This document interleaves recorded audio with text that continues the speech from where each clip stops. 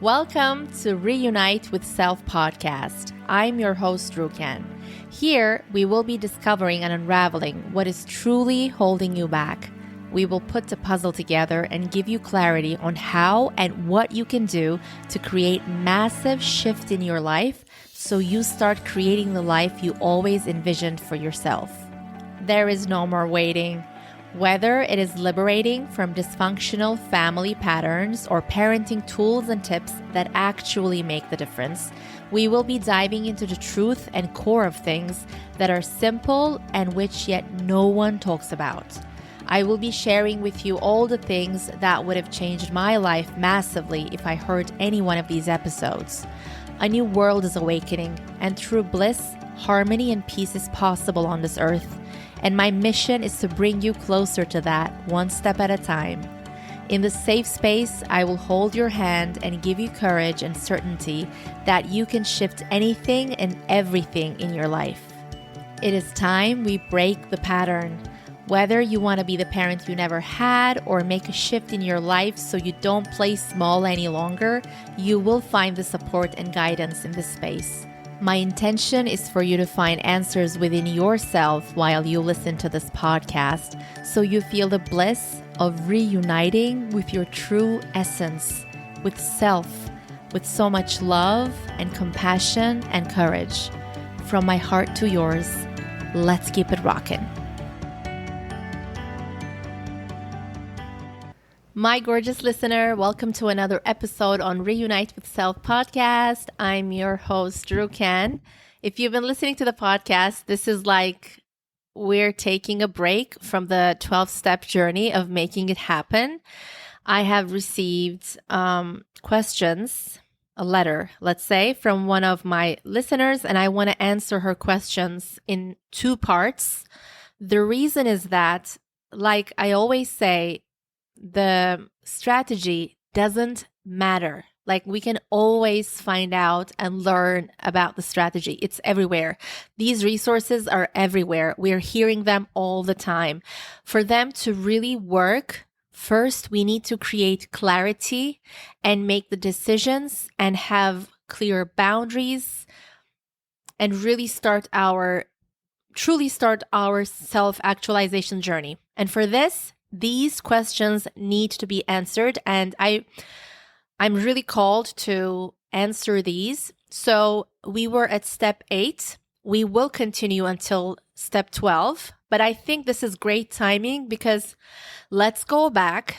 Let's look at our story, what has been happening, what had been really holding you back or keep you stuck, or even worse, whatever it is.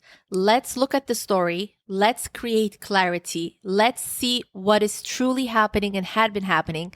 And then it would be nice to go back to the steps and complete the 12 steps. So my gorgeous listener, I will call her, she gave herself the nickname Love, but I think I'm going to get confused while I'm doing the recording, just because I use the word love a lot. So I'm just going to use Laura as her name, starting with an L again. What is so interesting is that these topics that I talk about, I want to scream them from mountaintops because they are the things that truly made a difference in my life.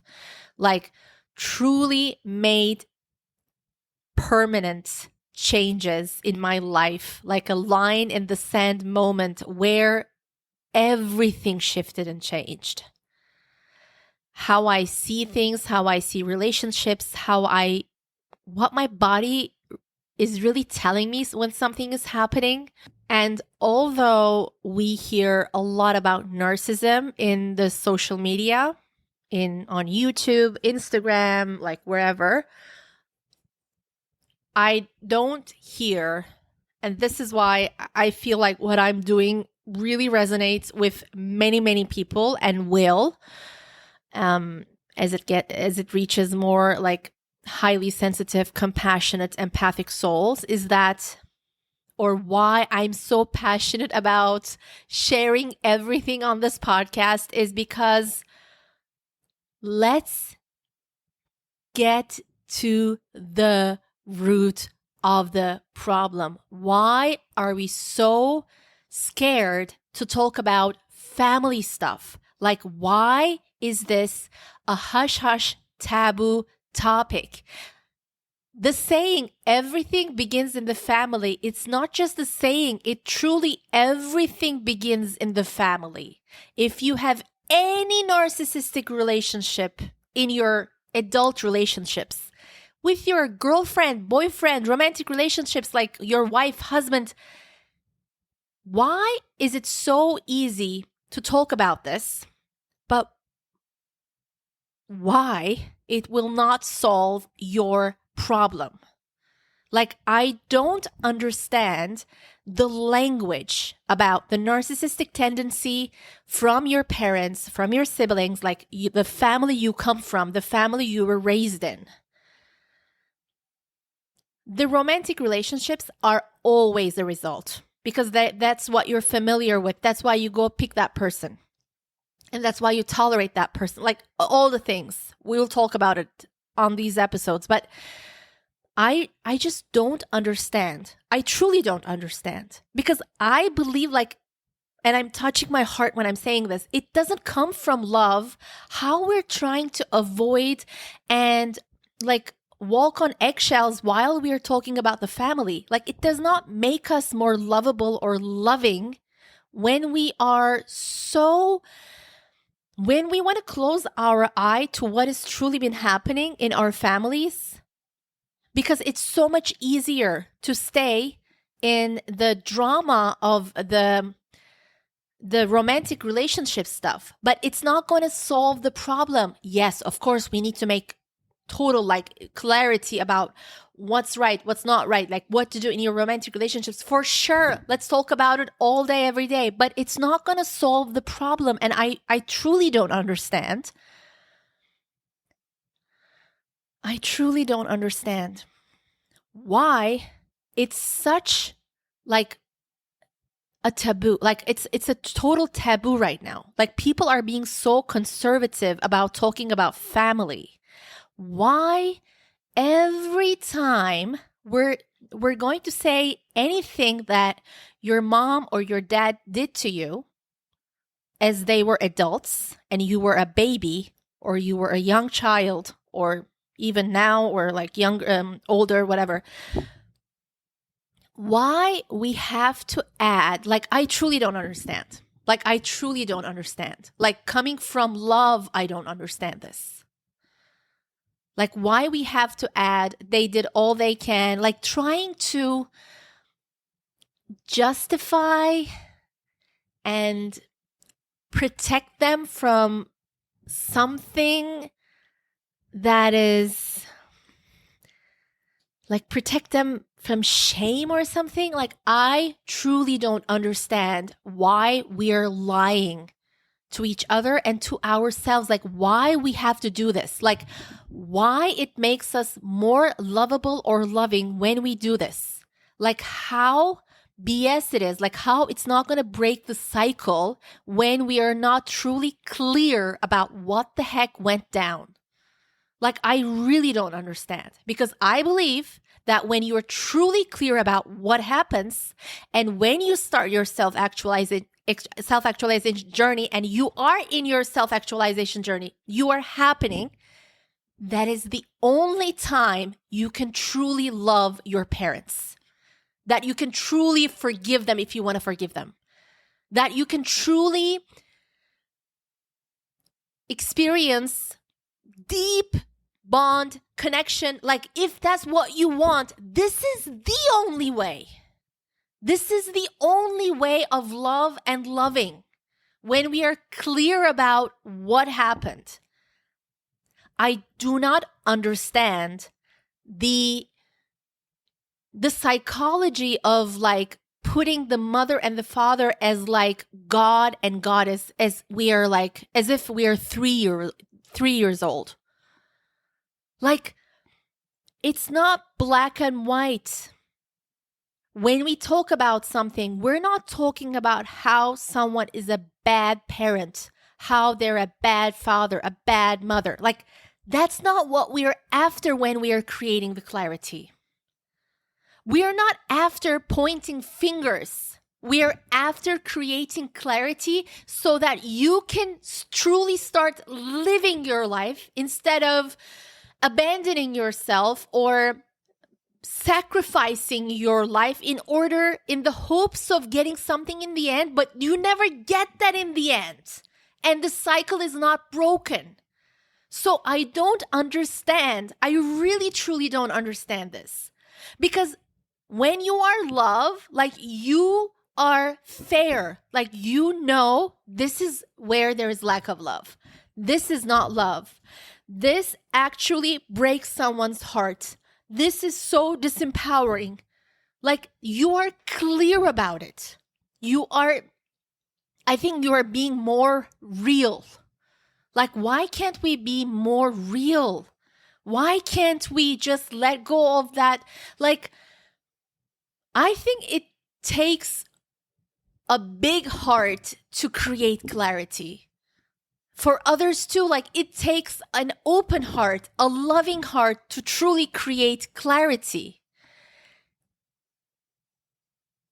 Even the word narcissistic or whatever, it doesn't matter. It is just used to create the clarity. And you enabling, accommodating, justifying, finding excuses, minimizing in the tiniest bit what happened to you is never love. Like, this is the news. Like, this is what I believe in my heart. If I am minimizing anything that was done to me, if I'm minimizing it any small bit, it's where I am lacking love there.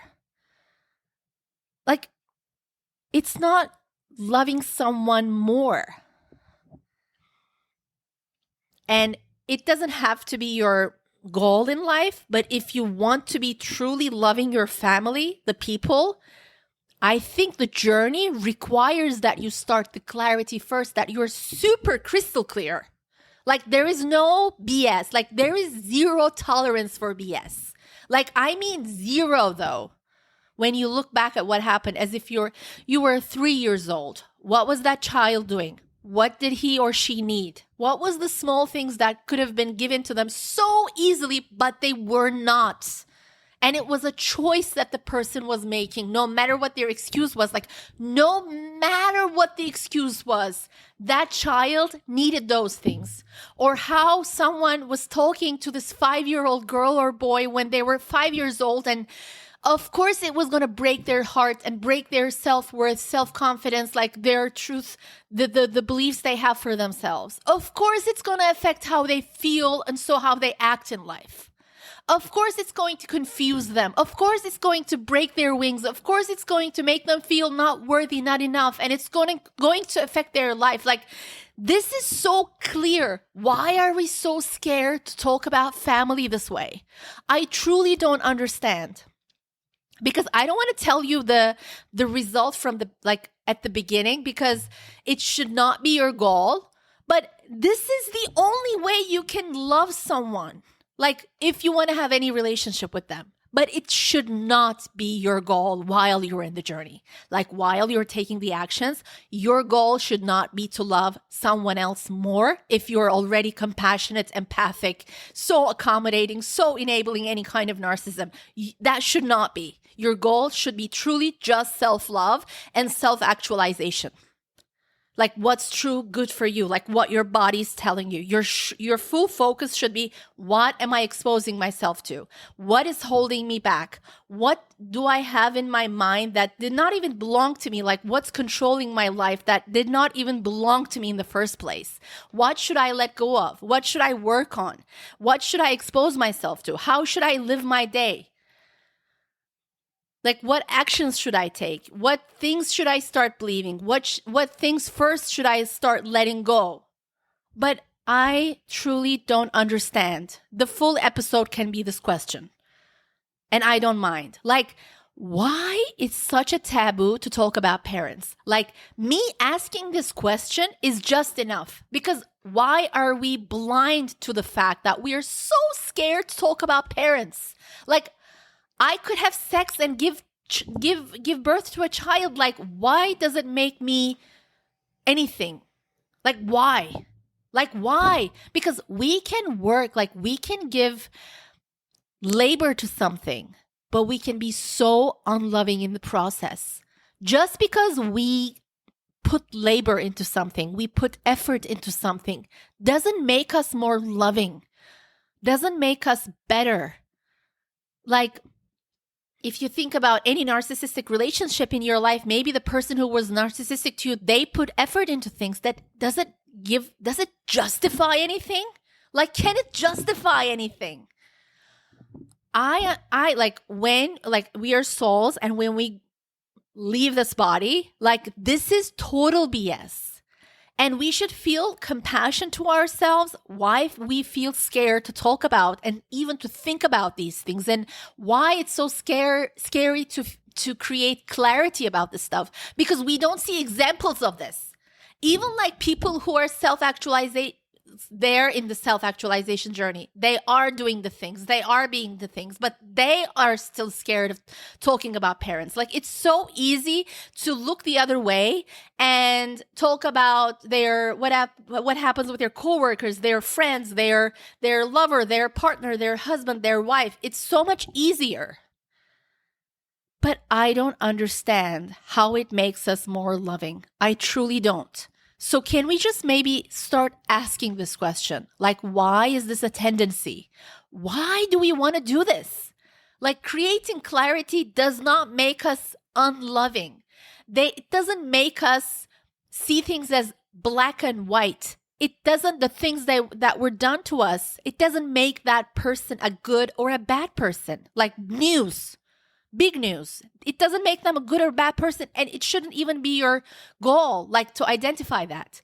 But your goal should be to create clarity. They were highly narcissistic to me in these areas, and they were repetitively doing and not doing these things. And from an adult point of view, it's very clear to me when I look at a child, like, I can't stand it 2 minutes to know that I've said that thing, and he or she is obviously feeling that way when I look into his eyes, if it's in my interest, like, if I'm interested in seeing what they're feeling, it's obvious what they're feeling. And if I'm not taking action to repair it, then it's a choice. It's a choice. I can get more hyped up, and I don't feel any kind of anything bad about this, because this is like, why are we scared? Why is this a taboo to talk about parents? It's not going to break the cycle. We can never truly bring kids to this world and raise them in a way that empowers them. Maybe, like, without creating other narcissists. Like, we have to create clarity. This is the way to love. This is loving. When we leave this body, when we leave this earth, like when we leave this life, this 3D life, and when we look back, like, if you create the clarity and start your journey with those souls, with the narcissistic tendency, parents or siblings or whatever, or relatives or whatever, they will pat you in the back and they will say, I'm glad you realized. Like, this was all happening for you to realize how to love yourself, how accommodating that was not loving. They will laugh and they will say, thank you for seeing this. Like, I'm glad you saw it finally after everything. Because maybe we've chosen this life through that challenge to see what self-love truly is. Because with those challenges, it becomes that lesson. Only through those challenges, only through that experience, if we are willing to see, and if we are willing to stand out from the crowd, because this is what you got to do. And dearest Laura, I'm talking to you as well. Like, it is only a natural thing that you feel alone in this. And the reason that I'm spending 20 minutes now saying why is because I felt so alone, and I still do. I don't feel alone because I don't leave myself alone now, but I am a singular person when I'm deciding on these things now. I don't need anyone's approval.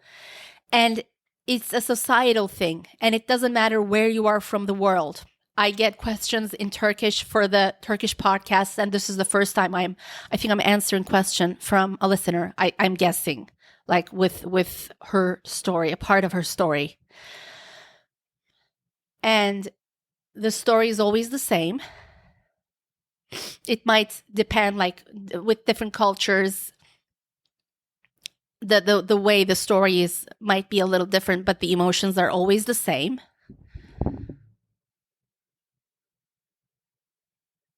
And dear Laura, I want you to know, creating this kind of clarity about your family feels lonely because you don't see examples around you that talks freely, confidently, lovingly, compassionately, clearly, unapologetically about narcissism in family. Narcissism in family, not narcissism about your boyfriend, whatever. Like, it's so surface level if we just talk about the adult relationships without realizing where they come from. But even with the psychologists, like truly amazing people that I adore on social media, like no one talks about it so openly. This is a taboo right now. Like, we have to see it as it is. This is a taboo. I don't understand why, because there is no reason for it. Because I don't want to say again, like the final thing at the beginning, but you can have a great relationship with like healthy boundaries and love them even more and have a deeper bond if you want to, if that is the right thing, depending on the relationship and the person and the story. But that is the only way. Feeling resentment and playing smaller than yourself and leaving this body with that story is not love. It never will be love, and you will never get what you are looking after. Like, you will never get that the coming of two hearts together. That is a hope. And you create that in order to survive when you're a baby, when you're a young child. That is necessary for your survival. But if it's continuing in adulthood, which does, if you had any narcissism from your parent or parents and siblings and both, whatever, it's a natural thing. But I want you to know, Laura, or my listener who has any kind of narcissism in their relationships, it is a result of what happened in your family, for sure. I haven't seen any other way. Like, there is no other way. And it's only natural that you feel alone in this because you don't see it talked about freely. Like, it is a natural thing. If you were to do those things to your child and asking to a loving, compassionate, empathic, good-hearted person, they would not justify your actions. They would try to find a way for you to repair those things. Not like judging or shaming you with your actions or like, mistakes or whatever, in air quotes, mistakes or whatever. But the problem with narcissism is that there is no repair. There is never no repair. There might be like, I'm sorry's here and there or whatever, but I'm talking about the big picture, the things that are patterns in your life. Maybe they show up as the challenges that you have in your life in those areas, or it might be more hidden, and it might come as obstacles in other areas of your life. It is only natural. So you show compassion to yourself. If this was such a thing that everyone that starts self-actualization journey and they are living a fulfilling life, they start talking about these things, like what they truly did, how they were at the beginning of their journey, the journey of self-actualization, that maybe they didn't see their family, their parents for 2 years straight. They never saw them. They found excuses. They were building something new. Like, this is so rare that, like, I am so thirsty for this. I heard this on a podcast a couple of weeks ago. They were mentioning, I think the interviewer, the podcast host was talking to someone in the medicinal field, like psychologist or something. I'm not sure, but she was a doctor. And she was giving examples from her own life, and the host was as well, but they were doing it so scared. Like, this is such a taboo. Like, I do not understand why.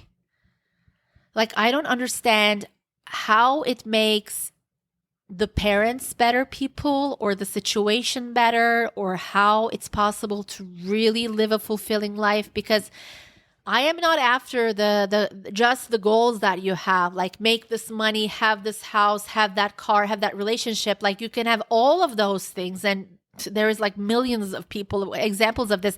They're not fulfilled. There is something lacking in their life. I don't want that for you, because that is the biggest failure. And if you're in that situation, it's not to judge yourself, but to show compassion to yourself. Like, the deepest root cause of problems are not freely talked about. Why does it have to be so hush hush, so behind closed doors, so like with such fear, that as if like we're about to lose something if we're honest about it? Like, why? Why? How can we break the cycle by lying to each other and lying to ourselves? Because it's truly lying. Because it's like looking at a child's face, like a 3-year-old, and it's like trying to cheer her up while she feels so broken by something her father or mother just said to her. It's like cheering her up and talking about something else so that she's distracted, so she feels better. This analogy just came to my mind because it is so, I think it is very unloving. It is maybe the most unloving thing. I think that's what makes the experience even harder.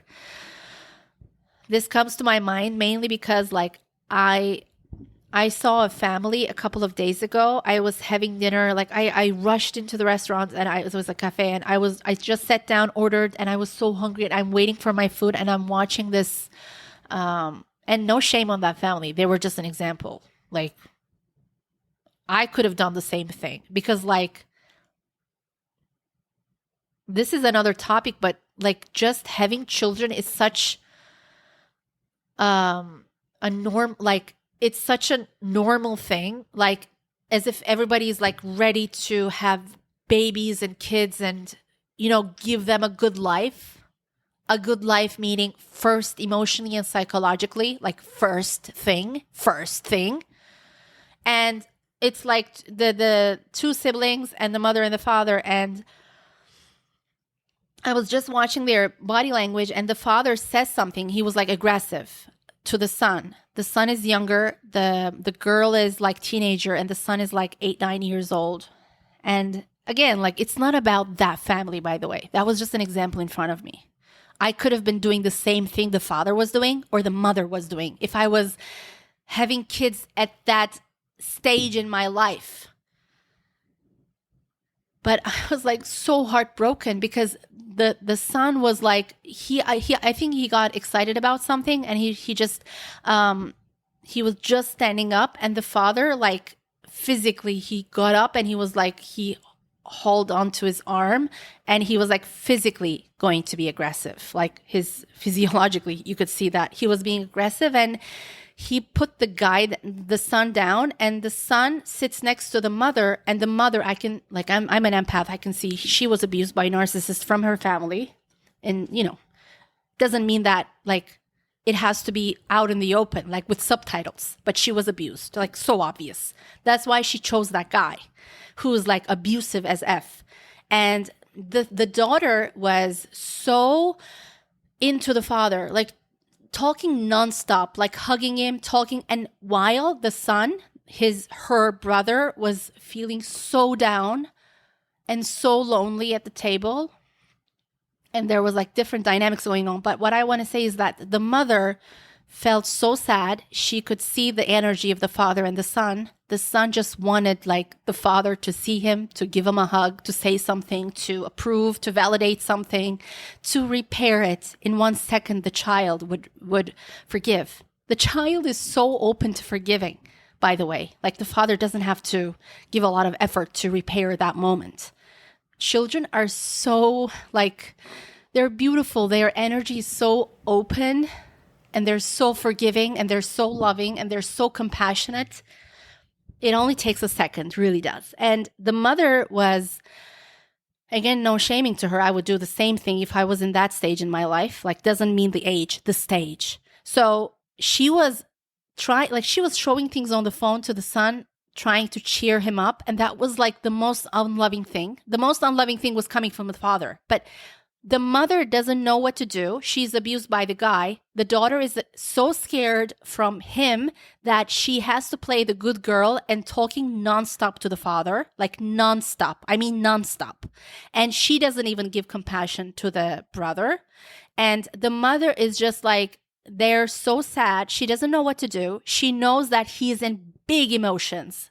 Her son is in big, big emotions. And you can tell, like, I'm a stranger, like, standing 10 meters away from them. I don't even speak their language. I can't even hear them. Just, like, looking at them for 2 seconds. I don't have to stare at them, by the way. And I was just, like, closing my eyes and praying for the guy, for the son. And what he needs in that moment, even the father does a huge mistake. What he needs is such a small thing, you guys, like such a small thing. And those were the things that you experienced. It wasn't like you experienced one thing there and one small thing there, and those were not repaired. No, this is a normal Tuesday dinner. Like, this is a normal day. Like, he's 8 years old. I can't imagine how many more of that he went through. Like, it's just a moment in their life that I'm seeing from outside. If I can tell, the mother and father should be fucking, excuse me for swearing, but they should be for sure telling you, like, the child, you can read from their faces. And he was like, the mother was like trying to cheer him up. And this is like the worst thing, because she is asking him to suppress the emotions so that he is more alone in that experience. And like Gabor Mate says this amazingly, like, the trauma is not the experience we go through. It's like how lonely the child is when he's experiencing it, or after he experiences it. I don't know the correct words, but this is basically what he says. Your loneliness in that experience is what creates the trauma. So that moment could be actually a moment that the father and the son comes closer, although the father did a mistake. Maybe he was like, he didn't have the tolerance, whatever. It was hot, they're on vacation, blah, blah, blah. But if he gave just 1 minute of his energy to love that son, it would actually heal the son and bring them closer, and makes the son feel so much stronger than before. And that did not happen.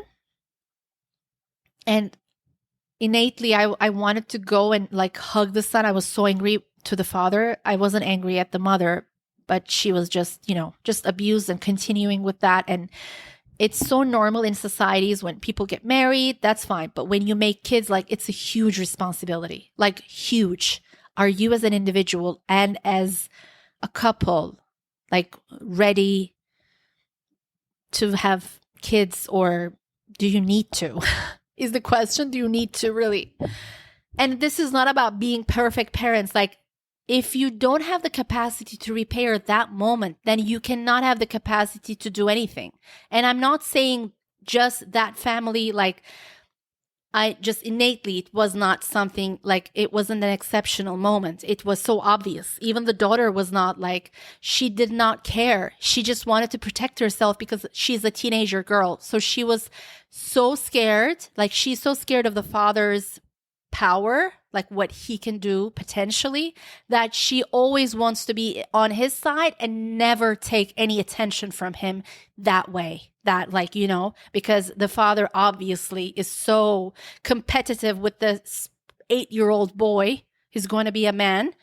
And he's doing all of that, and he's fine with it. They just like it. The dinner continued like that. I would just wanted to go and hug the boy and say, like, you're the most precious thing in this family. They're so lucky to have you. Like, your mom and your dad, they are privileged to have you as a son, not the other way around. Not that like entitled narcissistic people who think that just because they, they give money to their kids or whatever, they what's the word? I forgot the word. English is not my first language. I'm sorry. But just because they can afford to have a child physically with like money wise, it doesn't mean the son and the daughter is privileged to have those parents. The parents are always privileged. It's a privilege to have kids. You are privileged, whoever your son or your daughter is. You are always privileged to have those kids. I'm not talking about any narcissism in any area. Like, that's not what I'm talking about. But when you give birth to a baby, you are privileged to have that son and that daughter, not the other way around. Never. It's a privilege to be a parent. So you have to really know this. You have to be aware of this. You have to be conscious of this when you are interacting with your child, like not 24 hours. I don't care about being perfect. We can all make mistakes, but are you interested in repair? Are you interested to see that you made a mistake? Like, is it okay? Like, such a narcissistic thing. And I still see this today in my life too, like in any area of my life. Like, it's so natural to me now that someone does something wrong, narcissistic person, and they can't apologize. Like, I don't want to be right. I want to be happy. You can be right all your life, but ciao, like bye-bye. Like, go F yourself. Like, just stay in another universe. You can be right all the way. I don't care. I want to be happy. But the narcissist always wants to be right. Like, they can't even say I did something wrong. Depending if, like, if the conditions are great, they have manipulated and degraded you and disempowered you so much that a small apology maybe they'll do, and it doesn't, like, it's a breadcrumb, so it doesn't mean anything. But what I mean is, like, you can just see that what you're doing is wrong. The son doesn't have to be acting perfectly like you want, because it's not your arm or your leg. It's an individual. Of course, they're going to do things that really pisses you off. You signed up for it by being a parent. It's a privilege. It's like this thing that is automatic in the world is just like people clapping when people decide to become parents. But I was just imagining, like, going to the son and hugging him. But I thought to myself, even if I do that secretly and talk to the son, like the 8-year-old boy, like, what your father is like what he's doing is wrong. I can even tell from the distance, like, you're safe, you are worthy. Like, I'm not going to say he's an asshole, but that's what he is basically. But he's a narcissist. Like, you're safe, you're fine. What he's doing is wrong, and you're lovable. Like, even if I said anything like that, it won't matter to the guy. It won't matter to the son, because I'm a stranger. What I say doesn't matter. The father and the mother is on a pedestal. He's 8 years old, so it has to come from the father. And if I take the father and talk to him, he will become even more narcissistic.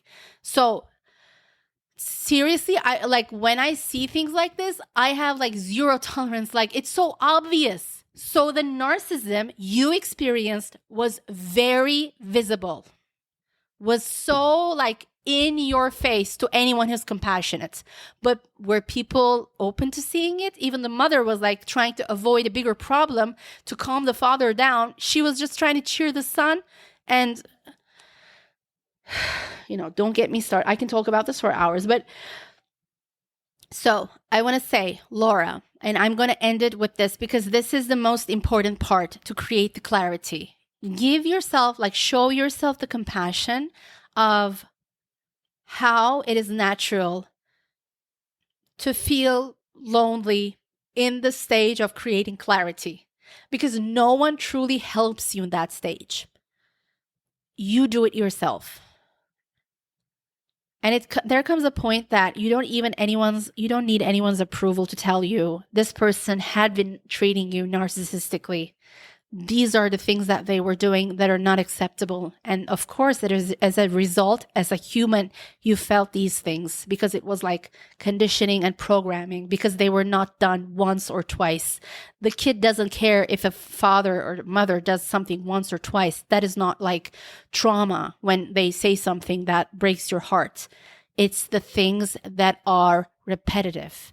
And what's really interesting is that, where did I hear this? Gabor Mate again. He was talking about like how we are raised creates everything, the disease, everything.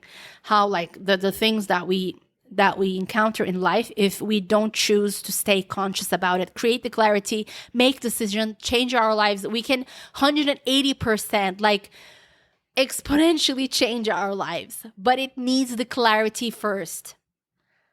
And he was saying about, when I think about a child, I think, okay, like from age 0 to 7 is very important because the brain is still developing and it continues to, but the subconscious, like this is where it grabs everything. But what he was saying is so interesting.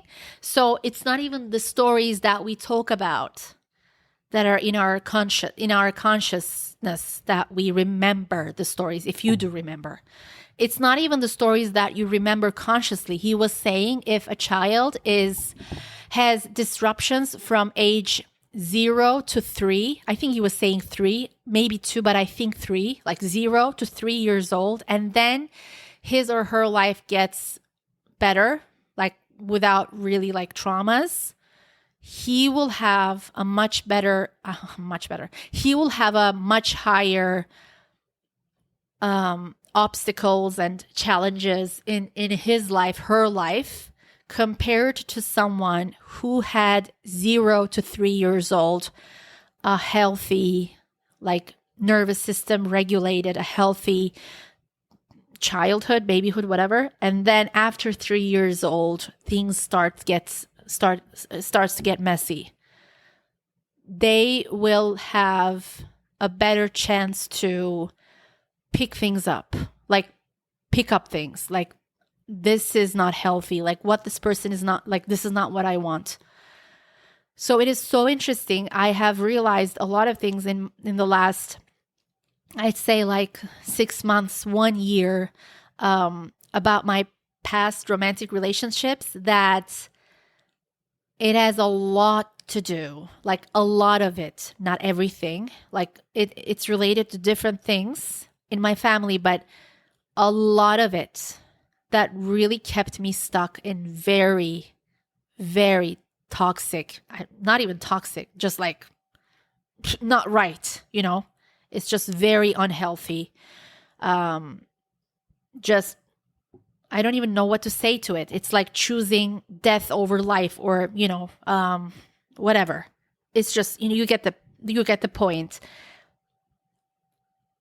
The reason I was staying, like normalizing, hoping it would get better, and like making those times longer, lingering in those situations, were a lot to do with when I was a baby, actually. So it's not even like I say something and the person says something back to me. I can't even talk. Like I don't even talk. I'm not even walking. So I'm learning more and more, and I will share with you what I have learned in the next episode, where we're going to dive truly into like why you would have narcissistic relationships in your adult life, where that would come from, what you can do. I didn't even read Laura's letter, by the way, but this is the way it's supposed to go, because this has been really on my mind. Because as I uncover things about my life and start like practicing them, I'm seeing the contrast of why it's actually not easy for people, and why there is something like that energy. I don't like that energy. I don't resonate with the energy of people talking about, narcissism in relationships, and just pointing the finger there and trying to protect something, or trying to protect the parents from something, as if like they're not protecting anything. They're just protecting narcissism. They're just asking, like, it's like cheering the boy up on the table, like showing him videos and posts and stuff like that. It's so unloving. It is so unloving. That boy needs a hug from the father and an apology and an explanation, like why he did that. The kids are so, they think everything is because of them. So if the guy says anything like, I had a bad day today or whatever, like I was, it was something else, and I didn't have tolerance for you. I'm so sorry. I reacted in a way that I wouldn't want to. I'm sorry if I hurt you or anything like that. The son is like, it doesn't even take 2 seconds for him to recover, forgive, find excuses, even more excuses, bigger excuses for the father, justifying the father's behavior even better than the father. So please send this episode to anyone that you love, who has like compassion for you, empathy for you. It can be a friend, a coworker, like a family member, anyone. Let's begin to understand the why behind why we don't talk about these things, so we can make a difference. We can make a shift, because it does not make any sense to me. I love you so much, Laura. I'll continue on the next episode about this. I'll leave you with this. You can journal about this, like what comes up when I talk about these things, because I'm sure you remembered a lot of things. Anger might come up, or my listener, like if things come up, please own your anger. It's going to help you a lot to change your life, because you will not have any. Like, it's important to come to a stage where you have zero tolerance for BS. Like, that is a very good place to be. Zero tolerance for BS. So you open your chest even more, like live life open-heartedly, but go for your journey. Go truly for that journey, and like disown anything that doesn't belong to you, and create healthy boundaries. Even if you feel the guilt, you go for it. Even if you feel the guilt, it's a good sign that you feel the guilt. That means you're doing something different. That means you're doing something so different that you never experienced it. No one ever told you. No one was an inspiration for you that way. That means things are going to change. You're not doing the things the same way.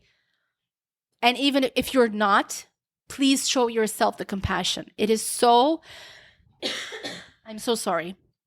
By the way, on the previous episode, I took this note for myself. I have to check the sound. I hope it's better this time, because I was talking a lot into the microphone the episode before this. I'm so sorry. I'll get better at this. I'm still learning so much. I'm a one-person show in the podcast, so please bear with me. I'm gonna make it better. But like overall, I like the sound of the podcast, because like, I can hear myself when I listen to it on the car or something. So I want to say on the car, not in the car. I want to say it's only a natural thing if you feel lonely in creating the clarity of what went down with your family, with the dynamics with you, because you don't have any support around you. Like, it is a natural thing. You're not the only one. Everyone who goes through this has to make these decisions from a place of really like individually. Then when you start getting the results, when you start like normalizing this, when people around you who are loving, they will start confirming, oh yeah, you're on the right track. Like, this is not loving. This is not unloving. This is the most loving thing. But you go first. And you go this time because you are worthy of it. And you have a strength in you that is like, I wrote this to you as well, Laura, like you have such a great light in you. That's why the narcissism was and is projected to you. It was done to you so in an extreme way, because they know the potential you have. It is so easy to even see in children, like the ones that have like really big gifts.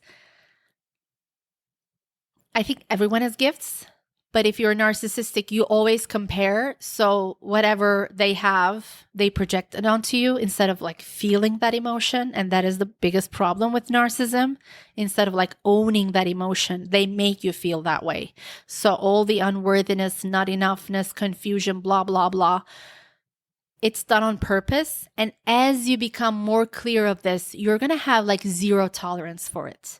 And use that anger, not towards yourself, not going to mind cycles, not to drain your energy, but to make decisions and to create super clarities of where there is love and where there is lack of love. I call it lack of love, like where there is no love, where love doesn't exist. That's what I call it. Like it comes natural to me when I think about the moments, as the examples you were giving. Those moments are where there is actually lack of love. Love doesn't exist there.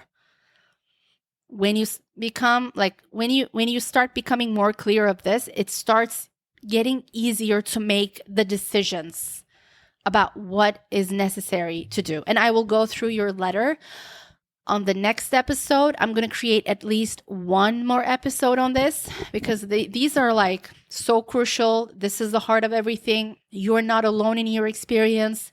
There is like millions and millions and millions of people going through this right now. So anyone who hears this, it's going to benefit them as well. So thank you for being courageous to ask these questions and pat yourself in the back and thank yourself. Because never give up on yourself. Like, never give up on yourself. If you have the anger toward the narcissistic dynamic, and if you create the clarity, then you see why they were doing all of those things. And that's why you are like, I'm not going to let this happen anymore. Like, I am not going to let this anymore. This is the end of it. Like, what I have gave up on so far, what I have lost so far, like this is the end of it, because I'm never going to get what I am looking for in this relationship, being this way, myself being this way and accommodating it and calling it love and waiting and serving or whatever. This is the end of it because I see where this will take me and I am not going there because this is not the life I choose. This is not how I want to feel. This is not the life I want to live. Like, this precious life was given to me for a reason.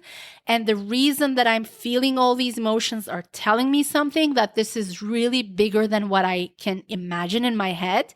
And I am going to give myself that grace and say, what my body is telling me is the truth. Like, if my body feels uncomfortable around any one bit thing or any person or any situation, it's telling me enough. Like, this is enough for me to understand this is where there is lack of love, that there is something wrong in this. There is something off in here. And I just want to end it with this. I want to end it with this.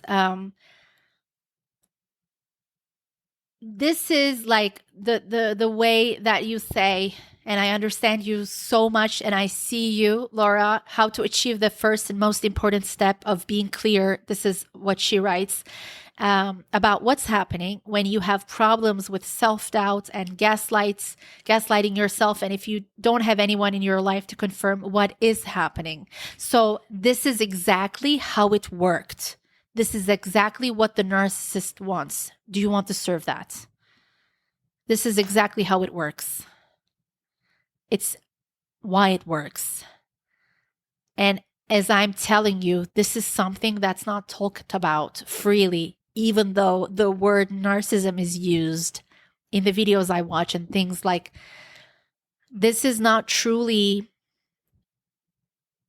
owned. Like, people don't truly give themselves the permission to own their stories, and they in that way don't give others the permission, but you don't need anyone's permission to own your story. And do you want to enable the narcissist? This is the exact way that it works with confusion. This is the exact way that their motives work, that dynamic works, that energy works, whatever you want to feel it. But it's the only way it works. I love you so much. You're on the right track. Just the fact that you asked me this question like to a podcast means that you haven't given up on yourself. I had an experience this week where I was saying like, never give up on yourself. Never give up on yourself. And you have to see that you are not giving up on yourself because you know deep down that you have all the light, all the strength that you need to change this and make this your strength. And I'll just say one more thing. I was watching a day-long training yesterday. It was a free training by like a day-long event, online event by I forgot her name. Last name is Lima. I don't want to say incorrectly, but her new book, Worthy, I'm sure you know, Worthy. And even in watching that, like, and seeing examples of this again and again and again, and I talked about this on a previous podcast, like the adversity in your life, like your challenge in your life might be your biggest strength. Like it might become the biggest strength. It might become the thing that elevates your life to an unimagined level. I see this, like I have seen this example a million times, but when I look at it consciously now, I see it more clearly how someone had like a severe challenge about something and how, because they focus on that, because they felt so much pain about that, they experienced the pain. And these are the compassionate people. They own the pain. They feel the pain. They don't like vomit it to someone else. They feel the pain. Doesn't mean they don't make mistakes, but they feel the pain. That they turn that thing to their superpower. So they maybe become the best of that area in their lives. And that creates like the biggest wind to their sailboat. And I think that is like the bigger the villain, the bigger the hero becomes. It's what Tony Robbins always says, like when he talks about the family stuff, he says, like the bigger the villain, like bring it on, the better. Like he uses a word, but like a weak villain creates a small hero, a weak hero. But a big villain creates the big hero. When you think about the hero's journey or the films, the books, the bigger the villain, the bigger the challenge. Like when you come to that point, doesn't mean you know everything, doesn't mean you feel great about yourself, does not require, like it's not necessary. But there comes a point you're like, bring it on. The more you do it, the more I'm going to like create my life. It's going to be the wind to my sailboat. Doesn't matter what happened in the past. Doesn't matter what is happening in this moment. I'm going to create my life. I'm going to start creating my incredible life because I'm worth it. Because that's why this whole thing has been happening. And I'm still having a smallest hope maybe in your consciousness that you're asking this question to a podcast. And I see you and I hear you. And if I said anything in the podcast to my listener and to Laura that doesn't resonate with you, please leave it at the door. It's not for you. It has to be like empowering. When I say something, it has to be empowering to you. If it's in any way disempowering, just leave it at the door. What I say doesn't matter. You know your truth. I love you so much. You're going to create your life that inspires us, Laura. And I'll see you on the next episode as well. Please journal about all of this. Maybe right after you listen to the podcast, or you just create like 40 minutes, 45 minutes journaling time, and things will come out that you maybe you will start creating more clarity. And it might come up with challenging emotions, and that's okay. Just show yourself the compassion. It's just natural that you feel those things. It's a natural thing. It just shows that you are human. I love you. I'll see you next week. My gorgeous listener, if you had any takeaways from this episode or from this podcast in general, I would love to know. Please share this episode with a few loved ones right now. You never know how they can benefit from something so small. And please take a screenshot of this episode and share on IG, tagging me at Khewella. That is Khewella. Khewella. That is my goddess wear brand, my Instagram page. I would love to know what your takeaway was, or something you found inspirational, or a confirmation you believe in as well. That would make my day. And you can always DM me if you have a topic or a certain question in mind that you want me to talk about. And give me a 5-star rating if you feel like it. That would help this podcast immensely to get the word out. I love you. See you on the next one. I want to see you shine your brightest.